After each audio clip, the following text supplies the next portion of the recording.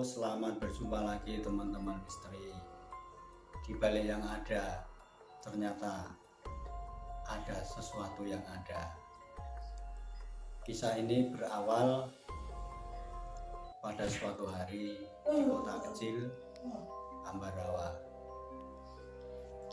Pada malam hari itu berkumpullah orang-orang dari satu kampung, tambah lagi saudara-saudara sanak sedulur yang jauh datang melayat untuk melakukan acara baca yasin, tahlil, dan doa-doa pada suatu rumah. Kampung itu malam ini terasa dingin dan ada sesuatu yang amat mencekam karena tidak seperti pada biasanya.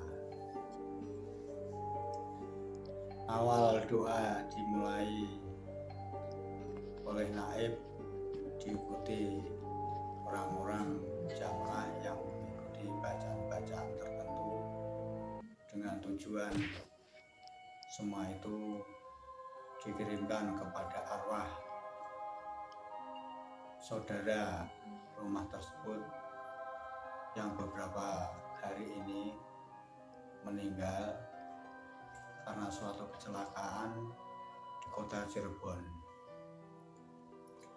Kota Cirebon dengan Ambarawa ini kalau ditempuh waktu itu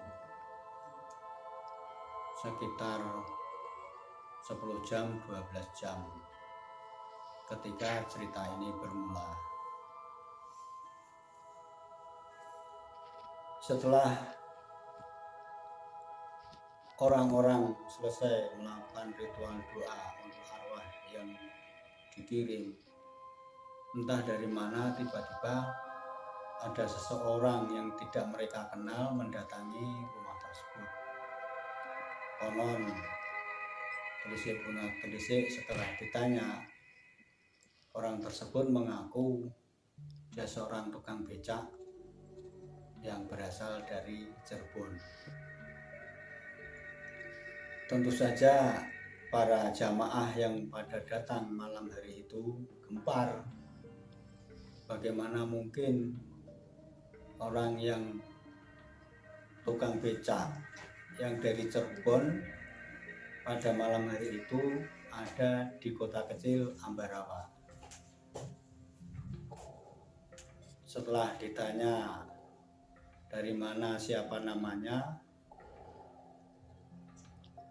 tukang becak ini minta kepada si tuan rumah untuk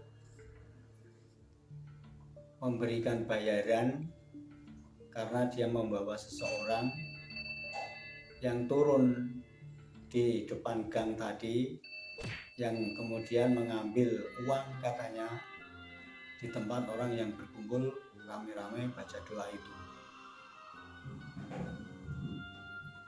Orang yang dibawa oleh tukang becak ini, diceritakan oleh tukang becak Cirebon ini bahwa dia seorang perempuan muda yang dari Cirebon katanya itu minta diantarkan pulang ke rumah. Tentu saja si tukang becak ini tidak tahu bahwa orang yang diantarkannya ini ternyata orang dari kota kecil Ambarawa yang siangnya itu meninggal kecelakaan di kota Cirebon. Gemparlah orang-orang satu majelis itu, kok bisa ini orang membawa becak yang jauhnya beratus kilometer dengan singkat dari Cirebon tiba-tiba sudah di kota Ambarawa. Seketika hiruk pikuklah orang saling bisik berbisik dan mengatakan salah seorang dari jamaah itu kepada tukang becak ini bahwa yang diantarkan itu adalah memang saudara atau saudari di rumah itu yang sudah meninggal kecelakaan di kota Cirebon. Antara percaya dan tidak percaya, tukang beca ini bengong. Jadi terus saya minta bayaran sama siapa? Antara takut dan juga ngeri, sempat-sempatnya juga dia minta bayaran karena belum percaya bahwa orang yang masuk ke rumah itu ternyata yang dibawa dia sudah meninggal. Makanya orang-orang kemudian menenangkan diri bapak tukang beca ini supaya tenang dan memberinya seteguk dua teguk minuman supaya tenang. Si tukang beca juga setengah tidak percaya, bagaimana mungkin orang saya ini orang Cirebon, kok sekarang saya di kota Ambarawa. Terus bagaimana kalau benar-benar ini saya di kota Ambarawa, terus nanti saya pulangnya, sementara saya membawa beca, tidak mungkin dong saya mengayuh beca dari kota kecil Ambarawa ini sampai Cirebon. Dan orang-orang menjelaskan kepada tukang beca ini bahwa betul orang-orang yang dibawa oleh tukang beca ini yang seperti ini modelnya, perempuan muda yang berbaju batik mungkin waktu itu bahwa betul keluarga dari tempat orang-orang yang berkumpul itu. Dan orang menjelaskan kepada tukang beca ini bahwa orang-orang berkumpul ini pada malam itu untuk mendoakan, baca yasin, tahlil dan doa-doa yang lain untuk arwah si orang yang barusan kecelakaan yang konon katanya dibawa oleh tukang beca ini. Akhirnya setengah shock si tukang beca ini bersandar pada sebuah kursi dipan yang kursi agak panjang itu, kemudian ada lendetannya bisa untuk bersandar. Dia menghirup nafas sekali dua kali, kemudian ditenangkan oleh orang-orang di situ, dan yang akhirnya berita itu pun menyebar pada malam hari itu ke seluruh kampung. Akhirnya malam hari itu menjadi riuh, ramai menceritakan kejadian ada tukang becak membawa sosok yang ternyata yang saudara mereka yang sudah meninggal di Cirebon minta diantar pulang ke kota kecil Ambarawa.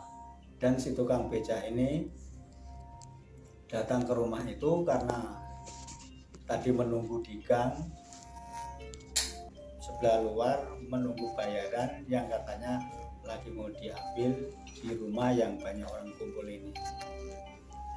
Hebohlah besok harinya di kota Ambarawa, sehingga konon Pak Polisi juga sibuk mencari tahu kebenarannya. Dan setelah diteliti, ditanya si tukang becak ini pada esok harinya bahwa benar bahwa dia adalah dari Cirebon. Makanya kemudian mencari solusi bagaimana dengan tukang becak ini. Kasihan juga kalau pulang ke Cirebon mengayuh becaknya kembali dengan jarak yang ratusan kilo ini. Dan yang menjadi pertanyaan orang-orang di kampung kecil Ambarawa ini, bagaimana mungkin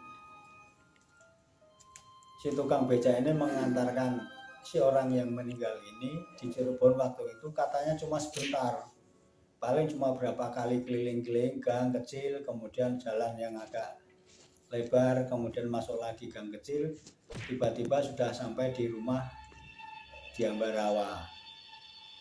Antara masuk akal dan tidak masuk akal, kenyataan itu benar-benar terjadi. Akhirnya polisi mencari solusi bagaimana tukang becak ini bisa diantar pulang ke kota Cirebon. Polisi mencari solusi dengan mencari sebuah truk yang truk balen yang datang dari Jakarta membawa barang ke kota kecil Ambarawa, pulangnya kosong, dan akhirnya becak itu dititipkan ke sebuah truk untuk mengantarkannya sampai ke Cirebon. Berikut si tukang becak. Demikian sedulur misteri, dibalik sesuatu yang ada ini ternyata ada sesuatu yang ada.